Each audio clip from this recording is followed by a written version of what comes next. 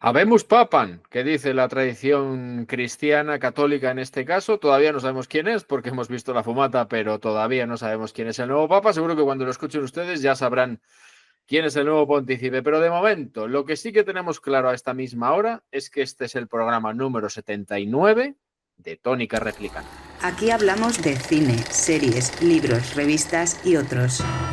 Tónica Replicante.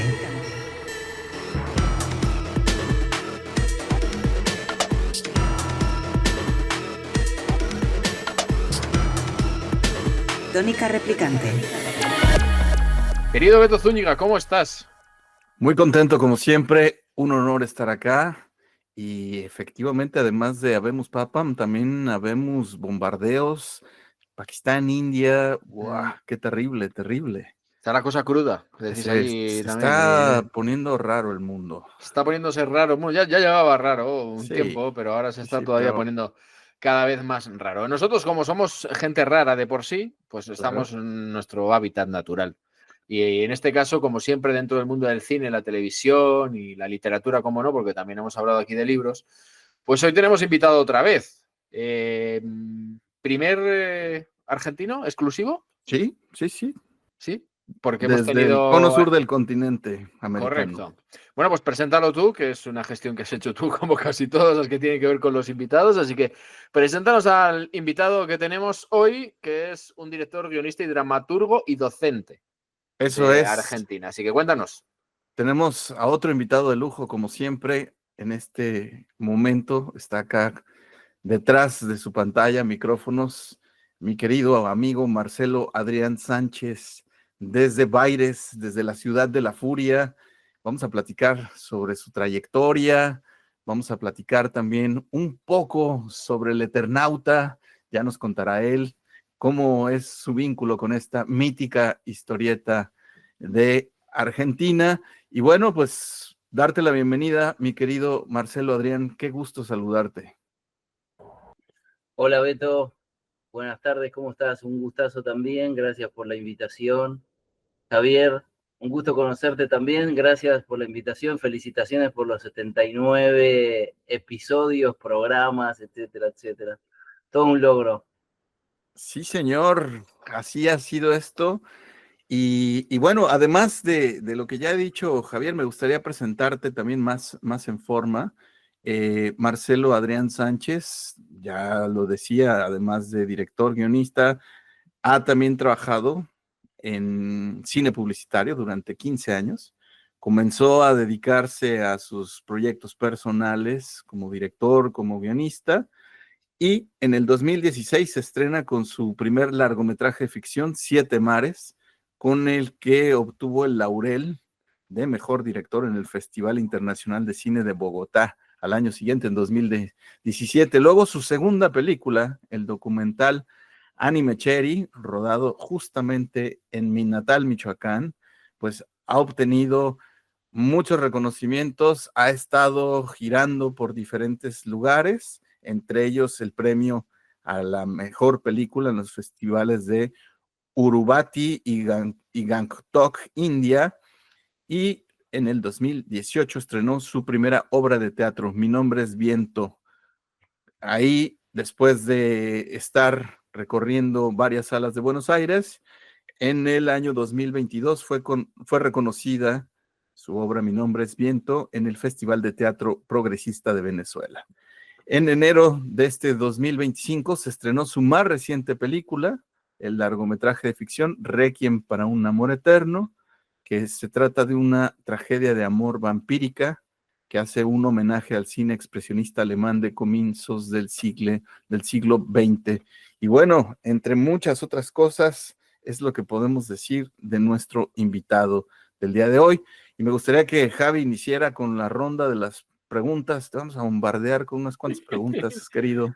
Pues hombre, mira, a mí me sorprende mucho, repasando tu biografía, que veo muchos palos, ¿no? O sea, eres una persona como mínimo inquieta dentro del mundo audiovisual, cine, documental, teatro.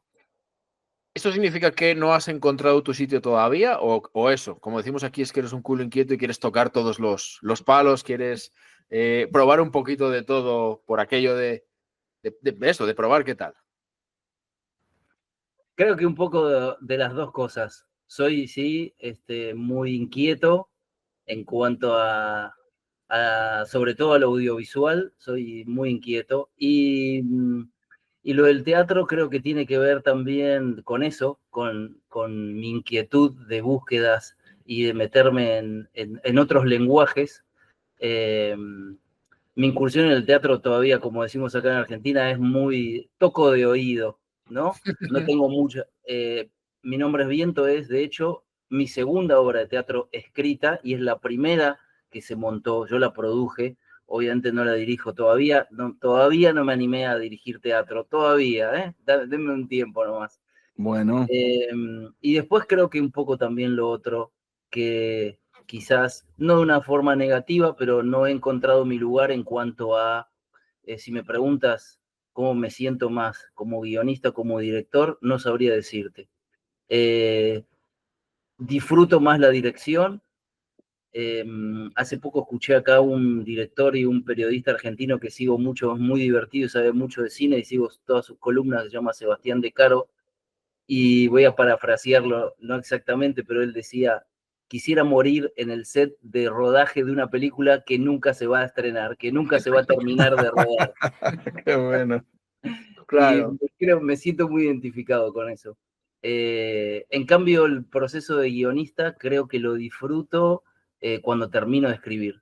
El proceso de escritura se me hace largo y sinuoso. Ya.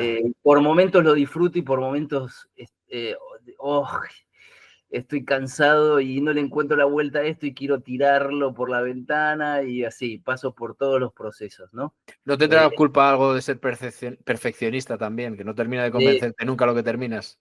Exacto, sí, sí, sí. Pero he aprendido, después de tantos años, que cada guión tiene su tiempo de corrección y una vez hay que dejarlo ahí, ya.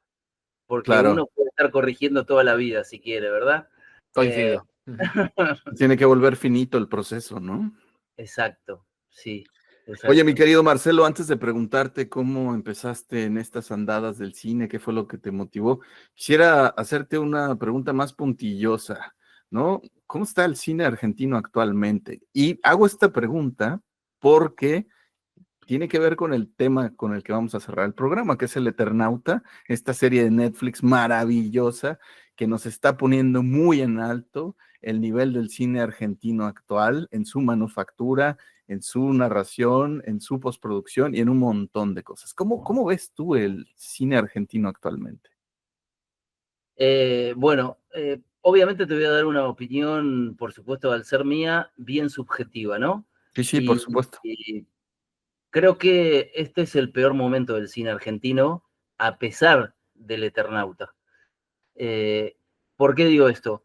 Creo que, bueno, a partir del último gobierno que tenemos, el Instituto de Cine Argentino está, si bien no está formalmente cerrado, prácticamente formalmente está cerrado. No está financiando ninguna película, nada, no se están abriendo convocatorias, o sí, pero casi son una excusa como para justificarlo.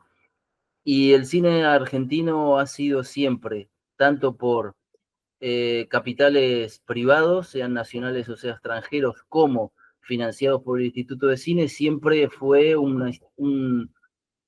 si bien no fue una industria como soñaríamos todos, Ya. pero junto con la de México y con la de Brasil, la de Argentina siempre fueron dentro de las tres industrias más importantes de Latinoamérica, sin duda, ¿no? Este, y, y en este momento solo se está haciendo acá las películas o series que producen las cadenas multinacionales, como Netflix en este caso, el Eternauta. Y ya no hay tanto, hace unos años se producía más, ahora hay muchísimo menos, hay muy poco trabajo para los técnicos y etcétera. Y nada, se está resistiendo, sintiendo mucho eso en la industria, porque como ya saben, Argentina siempre ha tenido presencia en mayor o menor medida en los grandes festivales internacionales. Más allá que se ganara o no un premio, siempre en todos los festivales internacionales importantes, llámese San Sebastián, Cannes, etcétera, etcétera, siempre hubo, o casi siempre hay películas argentinas presentes, más independientes, más Claro, mainstream, lo que sea, ¿no? sí, sí. Y este es un momento triste para la industria, la verdad. Y Está- entiendo que va a afectar también a las coproducciones hispano-argentinas, porque España por y Argentina supuesto. han colaborado muchísimo. Ahora, con la diferencia ideológica abismal que hay entre el presidente Milei y el presidente Sánchez, entiendo que eso también puede llegar a afecta ya en relaciones comerciales, como no en cine también. Sí, sí, claramente, claramente. Ahora está como, bueno, acá hay productoras nacionales muy grandes, pero no son muchas. KIS, que es la que produjo acá El Eternauta, es una de las productoras más importantes. Después está Pampa Films, que suele hacer las películas que Disney produce acá, digamos. Sí, Pero después, como no tenemos una industria tan fuerte en ese aspecto, que no tenemos una variedad de productoras nacionales que se dediquen a producir por motus propio, hoy más que nunca, al no estar el Instituto de Cine presente, se está dependiendo fundamentalmente para que la industria se mueva y haya trabajo en las producciones de las compañías multinacionales, digamos. claro. Sí. Pues es un panorama desolador. Te lo preguntaba porque justo había visto algunas expresiones de disgusto del gremio argentino condenando la parte inoperante que ya nos narraste del Instituto del Cine Argentino. Es un panorama desolador. Ojalá los vientos de cambio no tarden en llegar para ustedes, para nuestros hermanos argentinos, argentinas, por supuesto, y ojalá esto se pueda modificar por el bien del cine latinoamericano y del mundo, porque Argentina, bien lo has dicho, ha contribuido con películas maravillosas. Pero ya que estamos hablando de la parte maravillosa del cine, ¿cómo fue? ¿Qué te maravilló del cine? ¿Cómo entraste? ¿De qué manera entraste? Como entré, mira, siempre digo lo mismo, suena a una frase hecha, ¿no? Como es que cuando le preguntan a los actores o a las actrices cómo fue que iniciaste en la actuación y la mayoría cuenta que eran niños y la familia en las fiestas de cumpleaños lo invitaban a actuar y actuaban arriba de la mesa, ¿no? Todos me parece que empezaron igual, ¿no? Eh, bueno, lo mío va a sonar más o menos parecido, desgraciadamente, pero es así. Siempre de niño me gustó mucho el cine. Las imágenes que recuerdo son de quedarme hasta altas horas de la noche mirando los 2 o 3 canales que había cuando yo era chico, obviamente.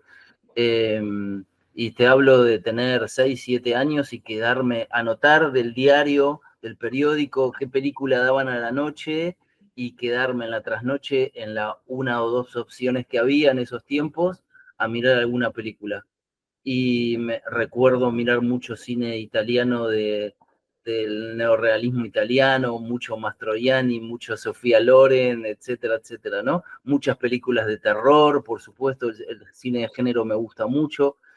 Y bueno, cuando terminé el colegio secundario, eh, o la prepa, como dicen ahí los hermanos mexicanos, no tenía dudas que me gustaba el cine, pero el tema es que en esos tiempos todavía no había muchos lugares para estudiar. Ahora sí, después se fue poniendo de moda y ahora hay muchas, tanto la universidad pública como universidades privadas, como escuelas de cine, hay un montón.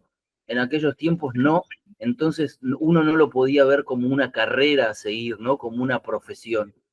Entonces primero empecé estudiando publicidad y ya cuando casi estaba terminando la carrera, la licenciatura de publicidad, que no la terminé obviamente, empezó a abrirse más opciones para estudiar cine y dije, ahí voy.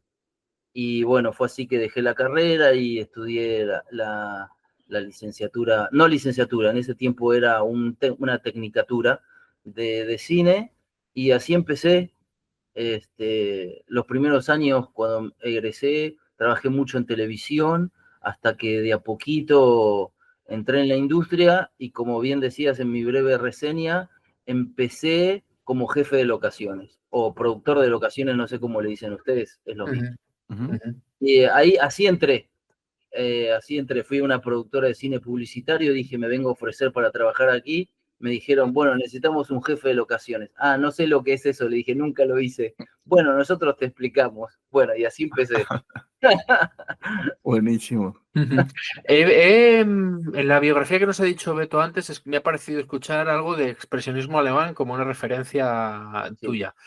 Un sí. poco loco, ¿no? A estas alturas de la vida, atreverse con referencias al expresionismo alemán en una película de difusión comercial. ¿De dónde te viene esa gana, ese interés por expresionismo alemán y cómo se traduce en tus trabajos o cómo se ha traducido en el último trabajo? Bueno, sí, el cine de expresionismo alemán fue de las cosas que más me gustaba ver cuando estudiaba cine, ¿no? Y a partir de ahí, bueno, tanto, como te decía, el género de terror en sí, me gusta mucho el policial negro, muchísimo me gusta. Y bueno, y el expresionismo alemán siempre me flipó, como dicen ustedes los españoles, ¿no? Sí. Siempre es una estética que me ha gustado siempre, siempre, desde todas las películas de Murnau, etcétera.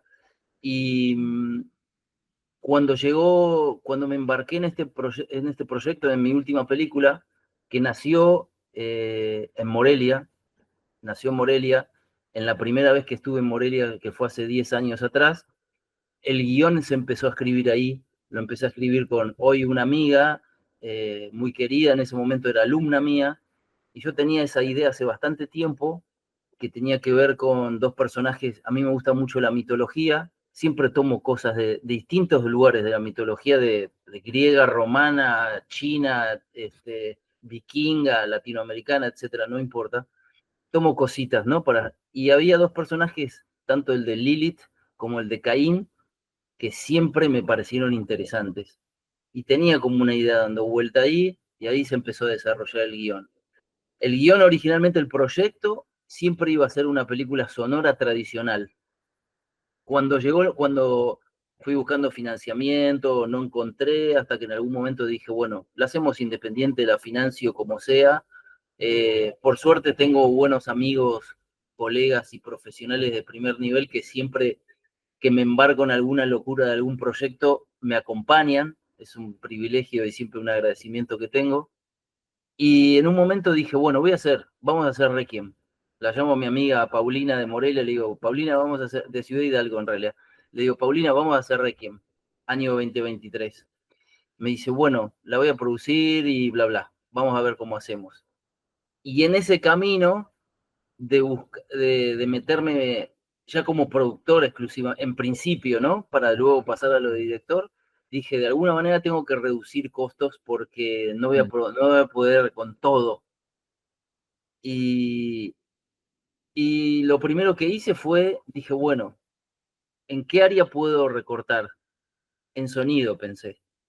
Alquilar equipo de sonido, postproducción de sonido, tiene como varias etapas desde el rodaje y todo lo que viene de postproducción. Si ahorraba eso, tenía una gran parte que me ahorraba de dinero dentro de las posibilidades que yo tenía. Ok, y entonces dije, es un buen momento para apostar a un género y una estética que a mí siempre me gustó, que es el expresionismo alemán. Y entonces dije, bueno, si voy a eso, tengo que ir a fondo. No puedo hacer expresionismo alemán, no quiero hacer expresionismo alemán con sonido de referencia y cosas raras, ¿no? Mezclar un poco lo actual con lo... Dije, si voy a hacer un homenaje al expresionismo alemán, voy a fondo.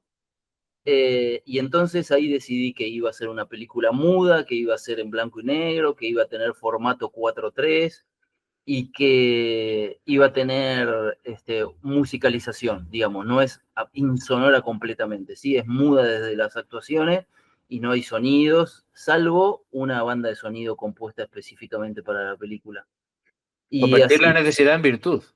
Convertir la necesidad en virtud es la mejor manera de afrontar las cosas. exacto, sí.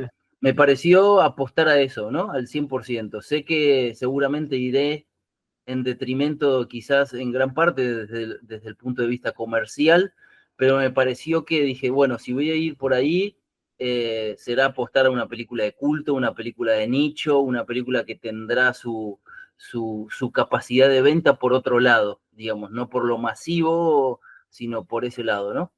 Y nada, la verdad que estamos contentos, yo estoy contento con el proyecto final. Fue una locura hacerlo porque lo filmamos en poco tiempo, con un equipo técnico muy excelente, pero muy reducido. Y así que nada, fue una aventura interesante. ¿Y ha sido fácil distribuir la película? Recién, mira, justo antes de estar con ustedes, estaba hablando con un productor un productor amigo de hace muchos años, que le estaba pidiendo algunos consejos y algunas referencias para el tema tanto distribución como de venta, como de agente de venta, ¿no? Claro. Y bueno, ahora la película está, yo hice una van premiere en Morelia en diciembre, que estuve ahí visitando amigos después de muchos años que no iba. Tenía ganas de que el avant premier fuera en Morelia, donde nació el proyecto, con amigos ahí, Claro. con mi amiga Paulina, que tuvo la suerte de venir al rodaje acá en Buenos Aires y fue mi asistente de dirección, aparte de ser mi co-guionista. Y bueno, en diciembre hice en la Sala Solaris, que seguro Beto ahí tiene sus amigos que conoce, de Por colegas y supuesto. amigos que tenemos ahí, Juan Pablo y demás. Me abrieron las puertas muy gentilmente, y en marzo hice la van premier acá en Buenos Aires, en una sala hermosa que tiene la Biblioteca Nacional.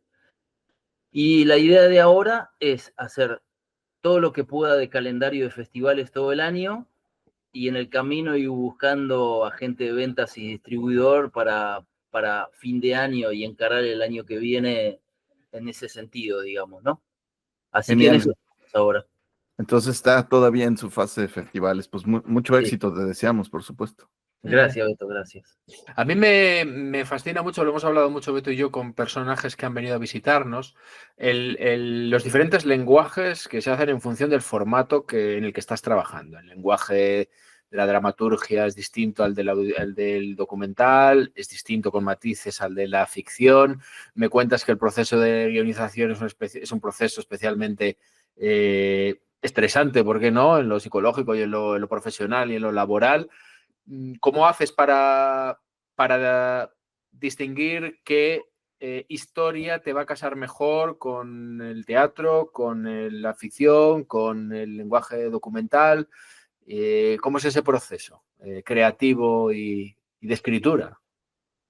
Bueno, como te contaba al principio, mi incursión en el teatro fue más por curiosidad que otra cosa, ¿no?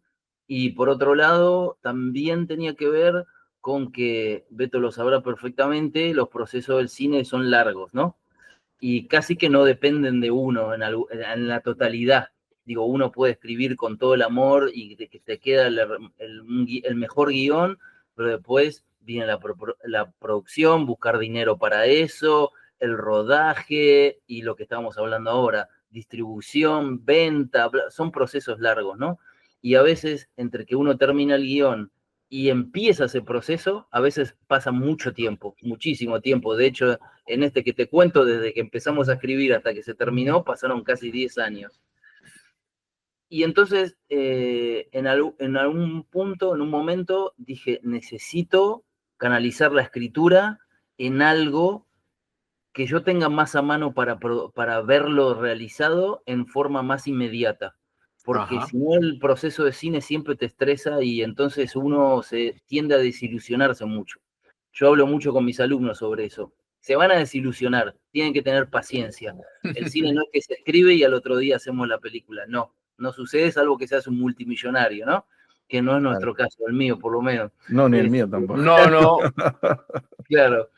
Entonces encontré en el teatro esa inmediatez que calma mi ansiedad de ariano, de, ok, escribo la obra de teatro y la escribo ya pensando que seguramente la voy a producir yo, entonces la escribo con uno o dos personajes como mucho, con una escenografía muy minimalista, y entonces si cuando termino el texto me gustó, ya la produzco.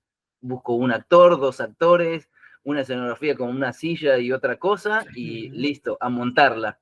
Y entonces uno puede ver ese producto final un poco más inmediatamente que lo que implica una película, ¿verdad? Claro. Sí.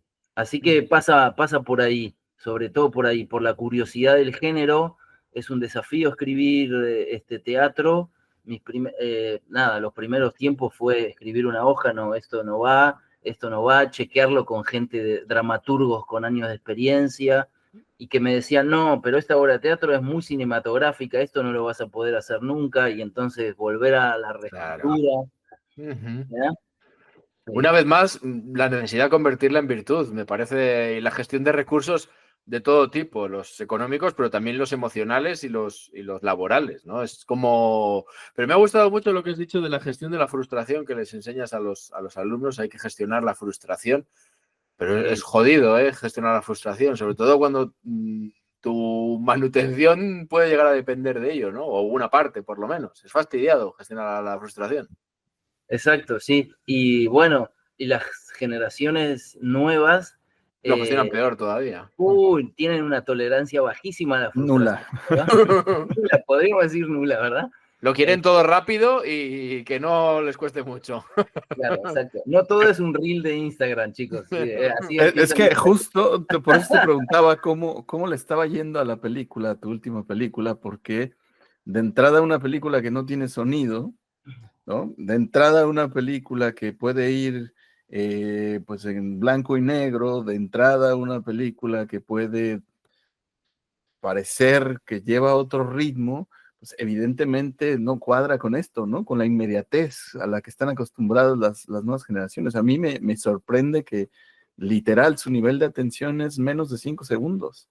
Si en 5 segundos no les dices lo que quieren escuchar o si no logras su atención, resulta muy complicado. Pero en ese tenor, antes de que hablemos de esta maravillosa serie que es El Eternauta, me gustaría preguntarte qué sigue para ti, en qué estás trabajando ahora, qué sigue, qué nuevos proyectos vas a emprender. O sea, ¿vas a seguir por el teatro? ¿Traes Sí, algo eso entre sí. manos de cine?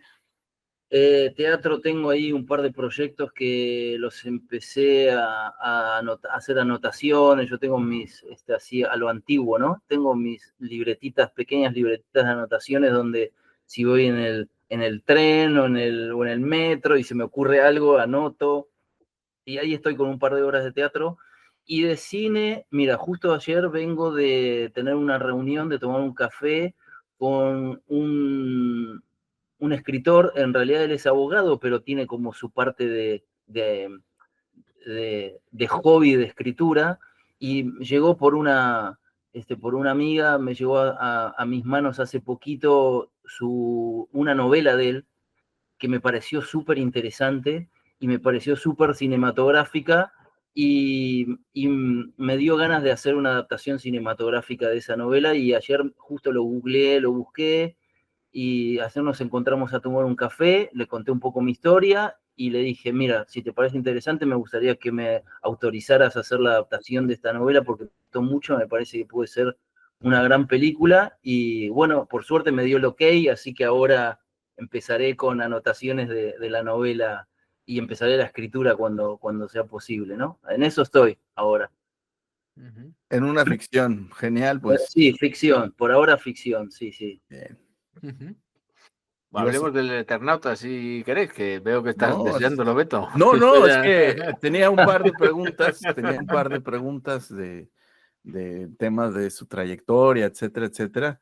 Venga. Pero yo creo que aquí lo interesante es también que nos comparta Marcelo Adrián la parte que tiene que ver con el abordaje ya nos habló de cómo trabaja la parte del teatro, cómo ha hecho o convertido estas carencias, estas limitaciones en virtudes, pero la parte del trabajo con la realidad, con el cine de no ficción, ¿cómo llevas esta parte del cine documental? ¿Cómo lo trabajas? ¿En qué momento una historia te llama la atención desde la parte de la no ficción? Mira, el género documental es un género que tengo pendiente incurrir más. El documental que nombraste, Anime Cherry, con el que me fue súper bien internacionalmente, hemos tenido muchos premios. Anime Cherry fue, te podría decir, que un ejercicio académico. Eso surgió también en los primeros tiempos que estuve en Morelia, en uno de los lugares que daba clases en la maestría de guión. Yo ya estaba terminando mi contrato y estaba volviendo a Buenos Aires, y en ese momento dije, no me puedo ir de México sin llevarme un producto audiovisual porque no sabía si iba a volver. Después, por suerte, volví y seguiré volviendo. Y en ese momento me interesaba mucho, como extranjero, siempre había visto la parte quizás más comercial y más turística de lo que tiene que ver con la festividad de Noche de Muertos. Y entonces dije, tengo que hacer algo sobre eso. Y me interesaba mucho el tema de documental. Ese era mi primer documental. Había trabajado para documentales de otros, asesorando, reescribiendo algunos guiones o algo, pero nunca en un proyecto propio, nunca. Así que era un género que la verdad no manejaba muy bien. Fue más por curiosidad. Y bueno, armé un equipo con gente de la escuela donde daba clases. Fuimos a Janitzio, a la isla Janitzio, hicimos una investigación previa, una preproducción. Decidí encarar más por la parte antropológica y no tanto por la parte comercial de las Catrinas, ¿no? Tú sabes, Beto, mejor que yo, toda la parte más de imagen turística que tiene Noche de Muertos, me Sí, pareció mucho más interesante ir por la parte antropológica, ¿no? De la gente común, cómo vive, cómo transita esa conmemoración. Y bueno, tuve la suerte de que en Janitzio me abrieron las puertas, la gente me trató muy bien y demás.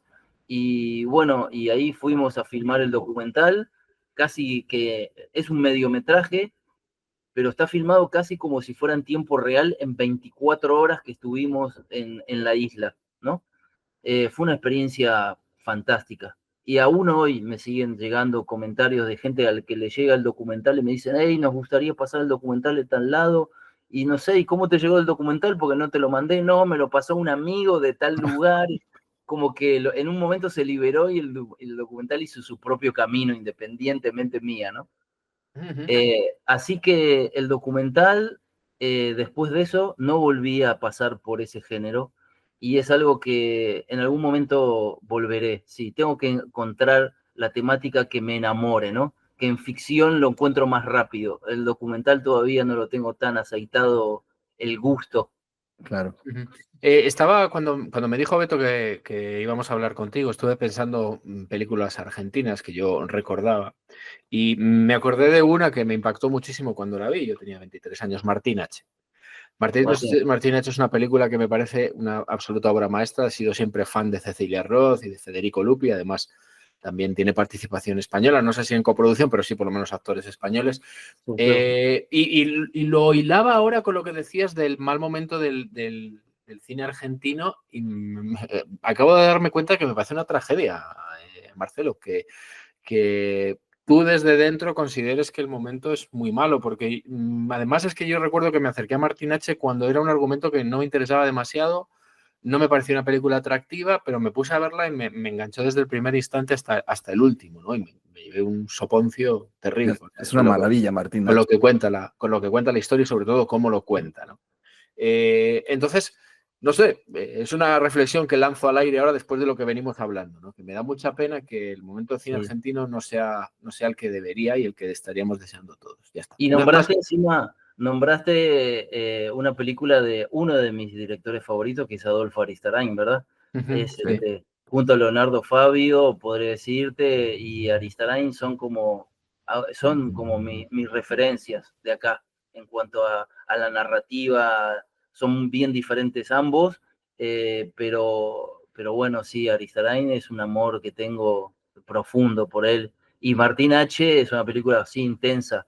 Quizás es la más discursiva de él en el sentido que, como has visto, los personajes hablan mucho, no hay tanto despliegue de narrativa en cuanto al audiovisual, es más casi teatral, te diría, en muchos Claro. momentos, ¿no? Sí. Pero bueno, nada, tiene unos diálogos alucinantes y logra unas actuaciones excelentes al margen de sus elencos que siempre fueron buenos. También logra buenas actuaciones de los actores, que no pasa siempre. Siempre digo que es una falencia del cine argentino que tenemos muy buenos directores y directoras en cuanto a la puesta en escena, pero flojos o malos en general en cuanto a la dirección de actores.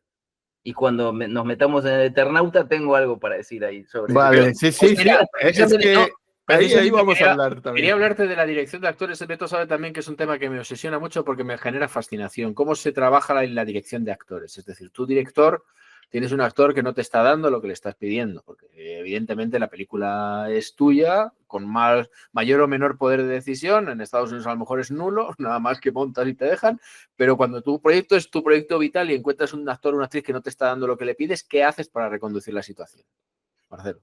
Bueno, particularmente si soy un director que me gusta muchísimo trabajar con los actores. No me resulta fácil porque los actores y las actrices son complicados, tienen un ego que nos supera largamente a los de los directores y los guionistas. Sí, es muy complejo, pero me gusta mucho. Y bueno, sí, todo depende. A mí me gusta mucho conversar y charlar cosas de los personajes y de la película antes del rodaje. Me gusta charlar mucho con los actores y las actrices, más allá de que tenga tiempo disponible después para los ensayos. Por ejemplo, para Requiem no tenía mucho tiempo porque lo que yo les pagaba a los actores no los podía tener 4 meses ensayando previamente, ¿no? Claro. Y encima era todo yo trabajé con los actores en Requiem con el código de actuación de principio del siglo XX, porque ya que íbamos a fondo, como te decía, con el género expresionismo alemán, no podía tener códigos naturalistas de actuación. No. Entonces, eso también fue un desafío para mí como director, poder transmitir lo que quería dentro de un código que no conocemos, que no trabajamos hoy en día, y a los actores lo mismo, ¿verdad? Es un código que ya está lejano para cualquier actor o cualquier actriz ahora. Entonces hubo que reencontrarnos con esas herramientas, mirar el material de referencia. A mí me gusta mucho, como te decía, charlar mucho con los actores y las actrices sobre cómo me imagino yo los personajes, cómo los pensé. Trabajo mucho la psicología de los personajes porque me gustan mucho los diálogos, me gusta mucho escribir diálogos de personajes, por eso me enojo mucho con muchos diálogos de películas, sobre todo vamos a hablar de cine argentino, me parece a veces que hacemos a los personajes explicar cosas que para qué quiero que me la expliquen si la estoy viendo, y si no la voy a ver, no importa, mala suerte, problema mío como espectador, pero no quiero que ningún actor me explique nada. Claro. ¿No? Es como el comentarista de fútbol que te explica la jugada que acabas de ver. Hombre, haceme un comentario que vaya por otro lado, ¿no? Pero no me explique la jugada que acabo de ver porque justamente la acabo de ver. Claro, no me tomes por tonto, ¿no? Claro, exacto. Pero bueno, hay actores que tienen más herramientas de trabajo que otros. Hay algunos actores con los que es necesario conversar más y tener la capacidad de transmitir. Y en eso la docencia me ha dado un poco de experiencia porque si el actor no encuentra, hay que encontrar la manera de que ese actor entienda lo que uno ve de ese personaje.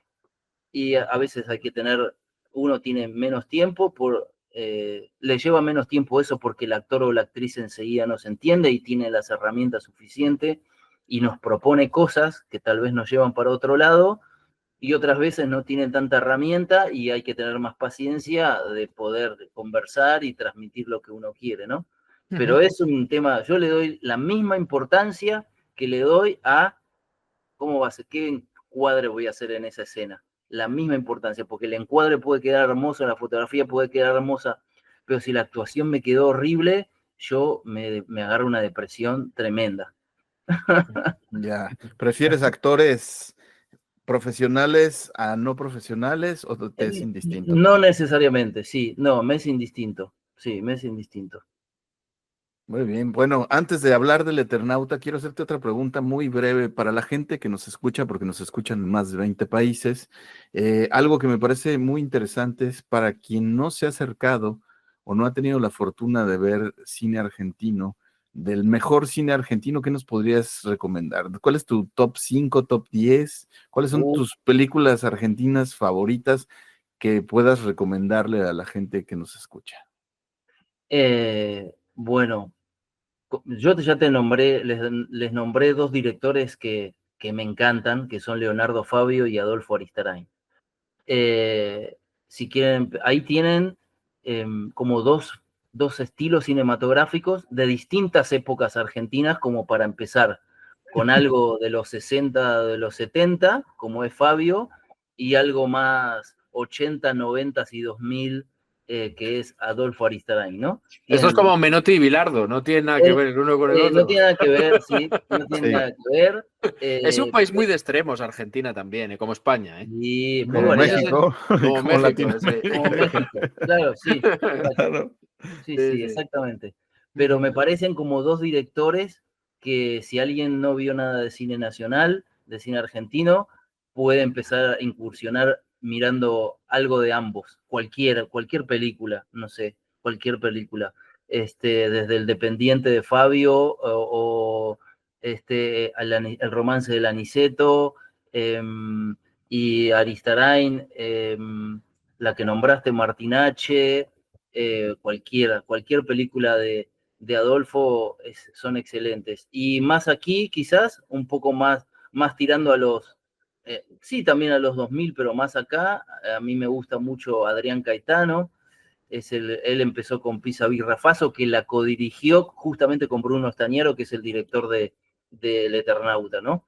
De hecho, Ocupas, la otra serie que se hizo, con la que se hicieron muy conocidos, que fue una serie televisiva, también fue una dupla medio que escrita por Adrián Caetano, que es uruguayo, pero bueno, pero hizo todas sus películas acá, así que casi es un compatriota.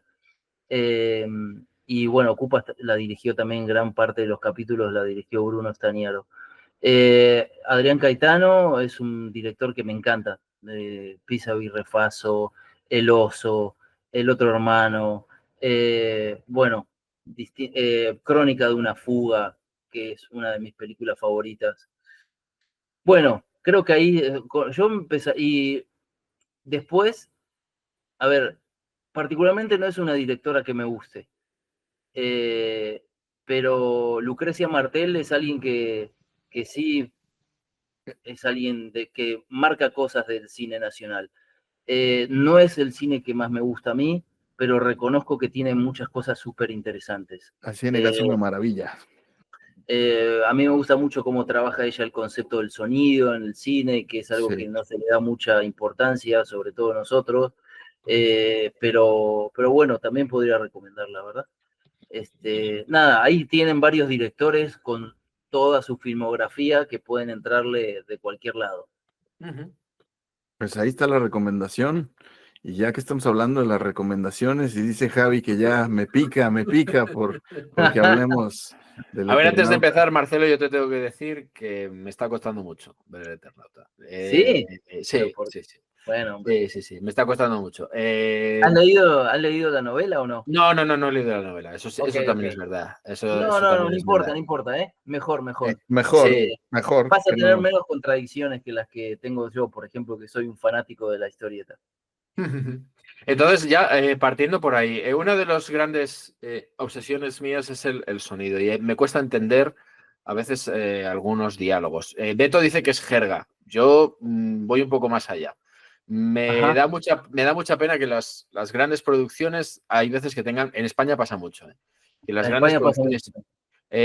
grandes producciones descuiden el audio hasta el punto de que haya veces que no se entienda a los actores. Por ejemplo, Dios me libre a mí de ser xenófobo. En Andalucía tú sabes que yo comparto nacionalidad con un gaditano, pero un gaditano perfectamente me puede hablar durante media hora y no entenderle absolutamente nada. Pues a mí esas cosas me dan muchísima rabia. No porque él no sea capaz, no porque no me pueda hablar con su jerga, que me parece perfecto y en algunos contextos es muy necesaria, sino porque hay veces que hay algunos actores que se lo toman tan al pie de la letra que son absolutamente ininteligibles.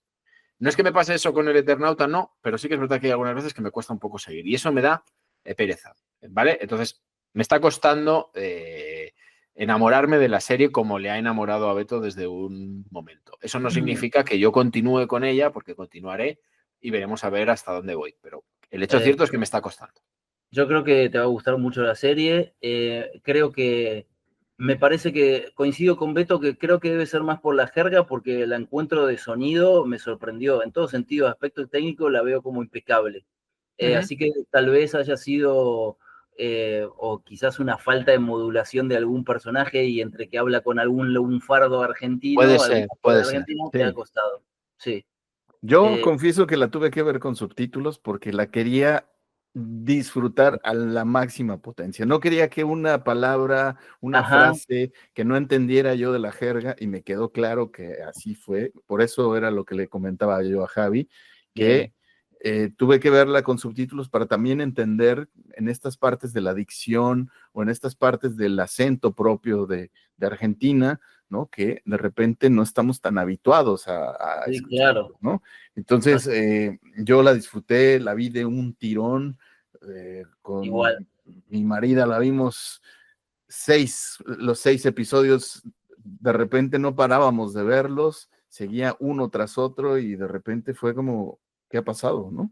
¿En qué momento vimos toda la primera temporada? Hay indicios de que va a haber una segunda temporada, está Sí, hay. Va. confirmadísima ya Sí, la sí, ya está segunda confirmado. temporada, Sí. pero yo quisiera preguntarte, ya te hacía la pregunta también Javi, ¿no? La adaptación de un género a otro. ¿Tú cómo viste la adaptación, la actualización de este cómic de los 50 a, pues, tantos años después, ¿no? Ujú. ¿Cómo lo viste? Y tú como un fan de la historieta.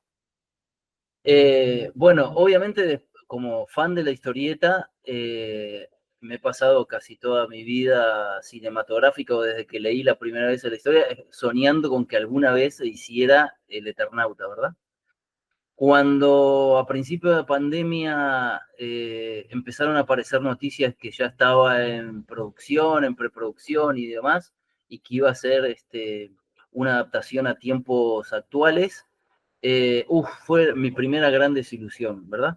Mi primera gran desilusión porque uno como fanático siempre quiere ver lo mismo que leíste, que es un Claro, error, por supuesto. sí, Si sí, no lo mismo, por lo menos respetar ciertas cosas. Y para mí la temporalidad era como importante. Eh, Eso es todo el tiempo hasta que se estrenó la película y vi una entrevista que le hicieron a Bruno Estañaro y explicó el motivo por qué se hizo la adaptación a tiempos actuales y me pareció una excelente razón y lo entendí y fue algo que saldé una contradicción que saldé antes de verla. La explicación que da Bruno es que cuando Oestergel escribe la novela, él justamente quiso escribir una novela, una historieta de ciencia ficción en la Argentina de ese momento, para que la gente tuviera conexión en ese momento con eso. Si ahora se hiciera una adaptación del Eternauta en 1957, sería una película de época. No estaría yo pensando, uy, si hoy salgo a la calle y pasa eso, ¿qué haría? No, porque me desconectaría por una cuestión temporal. Y entonces me parece que la adaptación a tiempo presente estoy completamente de acuerdo. Lo saldé antes de verla eso. Después bueno, obviamente, ahora de hecho estoy volviendo a leer El Eternauta porque hacía como 15 años que no lo leía y muchos detalles se me habían olvidado, entonces ahora estoy releyéndola a partir de haber visto los 6 capítulos de un tirón también como Beto. Y traté de verla despojándome de todos los antecedentes, de todo lo que yo me recordaba de la novela. Dije, si te vas a sentar, deja de lado tus prejuicios y disfrútala como si no hubiera existido la novela y mira la serie. Y la verdad que lo disfruté mucho. Me parece que tiene una puesta en escena increíble. El otro día, este periodista director de cine que les contaba que Sebastián De Caro, lo voy a parafrasear de nuevo, él decía, y coincido plenamente, me parece que el Eternauta corrió el límite, amplió muchísimo el límite de lo que es la realización cinematográfica en Argentina. Lo corrió, lo amplió. O sea, no me hubiera imaginado, yo cuando vi las primeras escenas de la nieve dije, ok, eso está muy bien, pero tenía un miedo de cuando aparecieran los escarabajos, dije, ay claro. Dios, que no quede de ridículo, que no quede como las películas de Canal 11 que yo miraba cuando tenía 7 años, el monstruo de la laguna y esa cosa, ¿no? Que falta la mano del titiretero y no. Sí. Tenía tanto miedo de que cuando apareciera quedara feo y cuando lo vi es como Wow. me explotó el cerebro. Dije, no, listo, chicos. Tenía ganas de llamar a los amigos que conozco y decirle, los quiero mucho, cuando los vea les voy a dar un gran abrazo, porque estuvieron fantásticos. Y me parece que todo está buenísimo. Me gustó que mantuvieran en los barrios en donde ocurre el cómic, en los barrios, que no se buscó filmar en otro barrio tratando de imitar lo que era, sino que fueron a los mismos barrios. Que yo reconociera esos lugares después de 12 años de trabajar de jefe de locaciones. Imagínense que conozco un montón de lugares de Buenos Aires capital y de las afueras, y estar en esos lugares y reconocerlos, reconocer hasta los carteles de los anuncios, me pareció fantástico, porque eso era un miedo que yo tenía también y con otros fanáticos, de que se perdiera la argentinidad, ¿no? Que por el hecho de que sea un producto internacional y para venta, para el mercado internacional, pudiera estar filmada acá como en Suecia, como en cualquier lugar.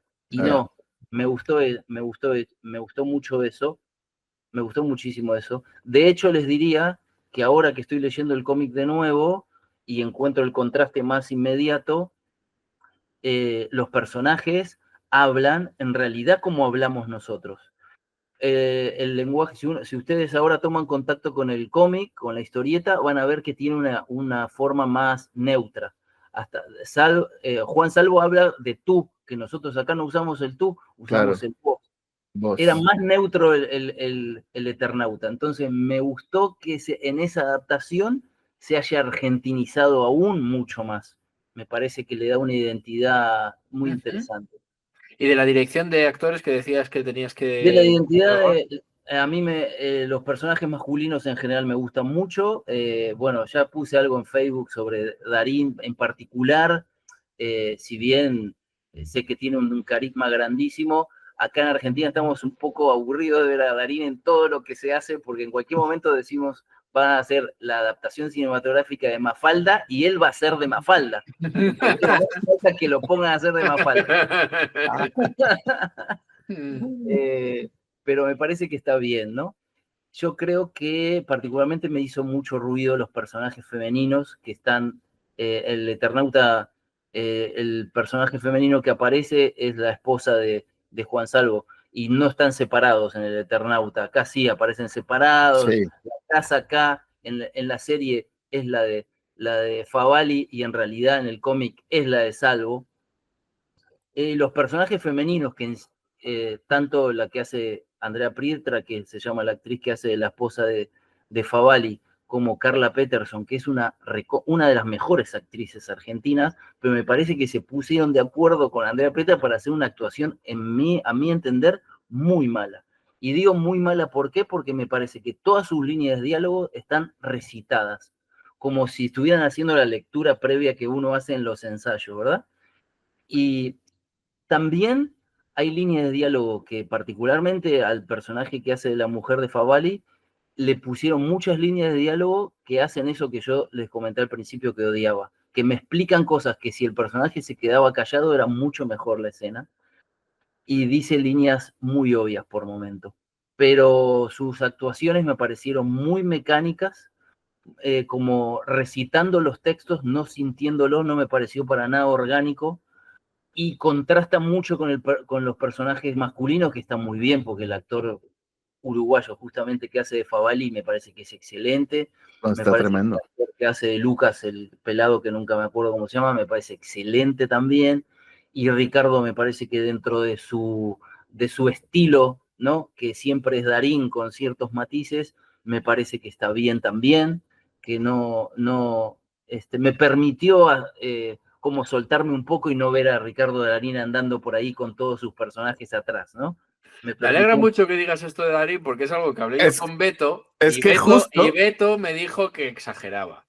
Y es que yo creo que el gran problema de Darín, que me parece un actor estupendo, es que primero, como bien dices, está en todas partes. Todo producto argentino lo tiene a Darín por ahí, sí, pululando. Y es que al final le terminas viendo en el mismo papel en todos los sitios. Y yo creo que a él mismo tiene que joderle mucho. Sí. Lo que ocurre es que, bueno, no sé si quizá por supervivencia, por aprovechar el momento, por lo que sea. Pero yo creo que si hay un actor, no solo argentino, sino me atrevería a decir latinoamericano, que necesita salir por amor de Dios, de su zona de confort, es este señor.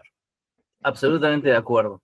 Creo que un Yo día le tendrían ahí que no dar- comparto con ustedes con eso porque yo le tengo una Ricardo Darín-filia tremenda. Me Pero no parece crees, pero no crees, sí, y pero no crees que monstruo de la necesitas salir actuación. de su zona de confort, hacer algo que no te esperes y que han hecho otros grandes actores. No tienes por qué irte a Hollywood, sino No, aquí en no. España o en México incluso.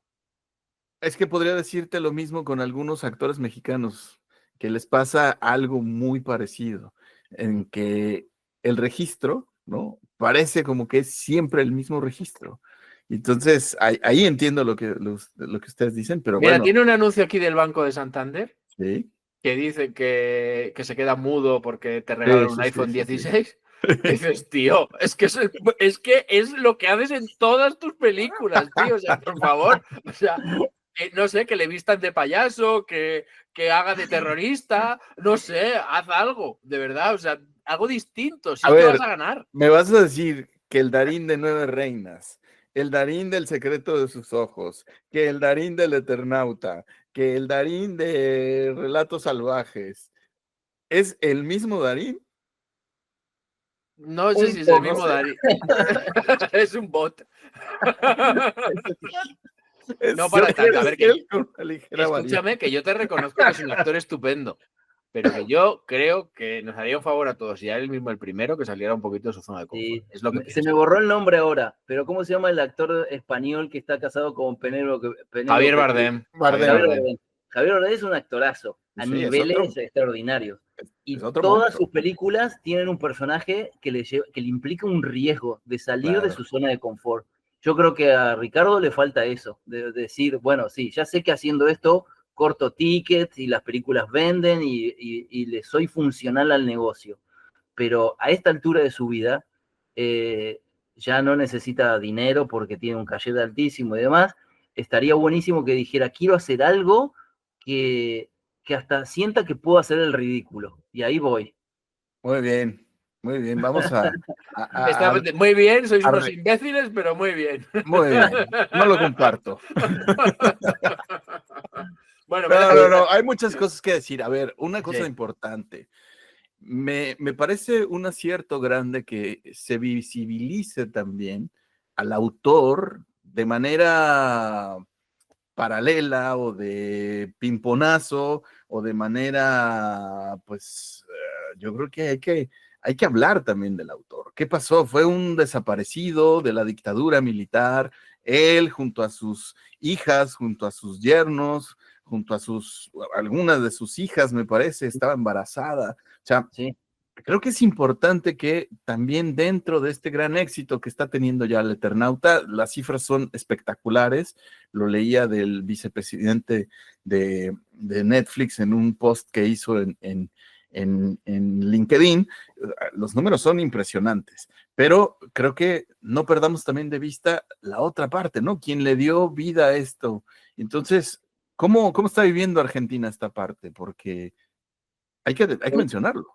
Coincido perfectamente. Mira, el otro día escribí algo cortito en Facebook que más allá de todo el impacto del Eternauta en cuanto a producto cinematográfico en sí, acá está pasando que justamente lo que hablábamos de los niños, de los adolescentes y los jóvenes, están fascinados con la serie y están pidiéndole a sus padres, amigos míos que tienen hijos adolescentes o jóvenes, yendo a buscar a las librerías el Eternauta, cosa que ni un docente puede lograr. Bueno, eso es una magnífica Convencer a sus noticia. alumnos. Esa es una gran noticia. Eso es una Una magnífica gran noticia ya en sí mismo. O sea, si han conseguido eso, no sé si económicamente le rendirá al productor, pero ya emocional y culturalmente ya compensa todo eso.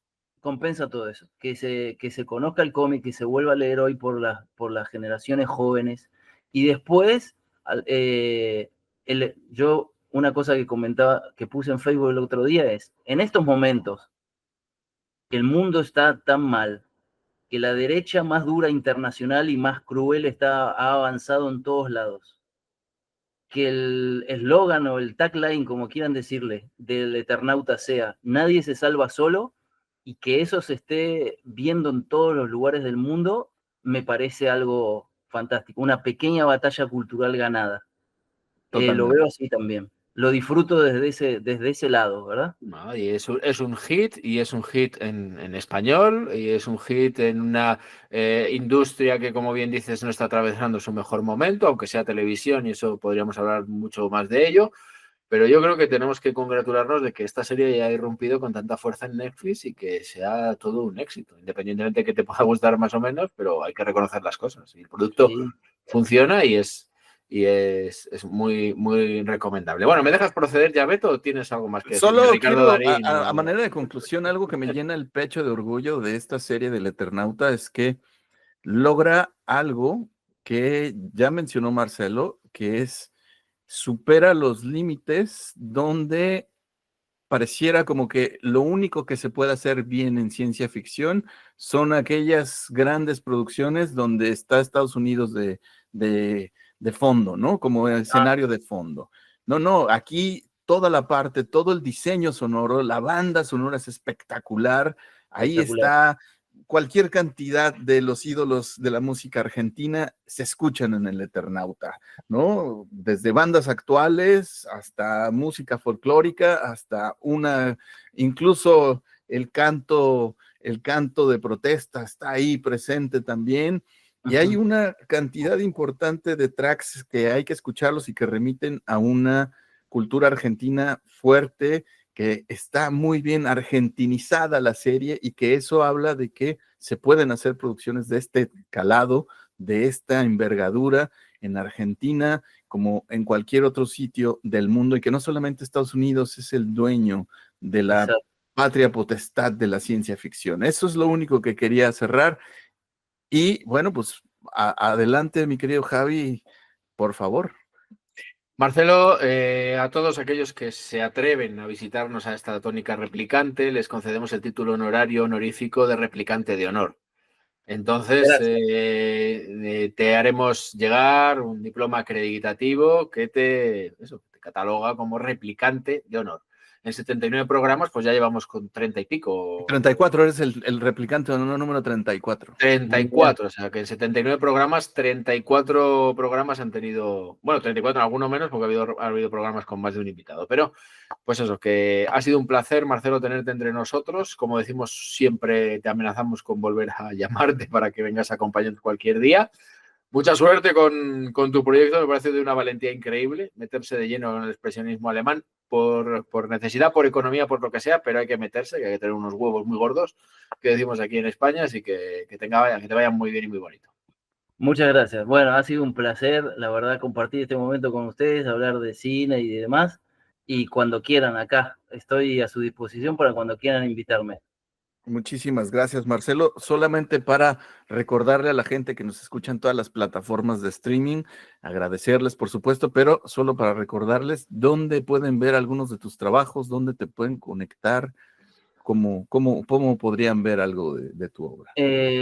Mira, hay dos plataformas. Yo no sé si tendrán abierto para lo internacional. Tengo dudas eso. Son dos plataformas nacionales muy interesantes. Una se llama Bafilma, con B larga, así como suena, Va de Buenos Aires, Filma, todo junto.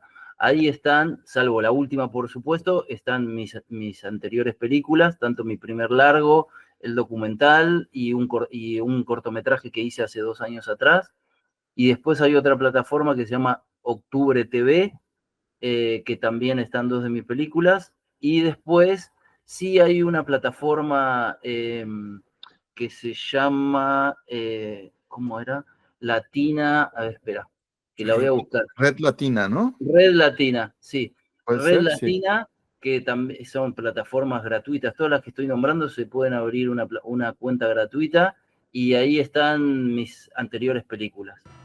Eso por un lado. Y después, si me quieren seguir en redes, mi Instagram es Madrian, de Marcelo Adrián, madrian.san, San de Sánchez. Ahí, madrian.san es mi cuenta de Instagram. Y si no, también, ya que estamos promocionando, está el Instagram de la película, la última, que se llama Requiem para un amor eterno, así todo junto, es la cuenta de Instagram, y ahí nos vendría bien sumar seguidores, estaría buenísimo.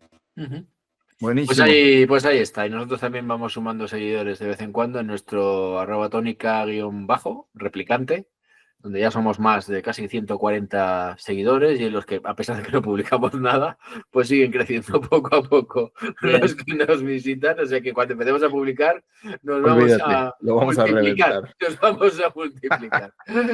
Pues lo dicho, muchísimas gracias, de verdad, Marcelo. Ha sido un gusto tenerte en el programa de hoy. Igualmente, muchachos, gracias, muchas gracias. Gracias.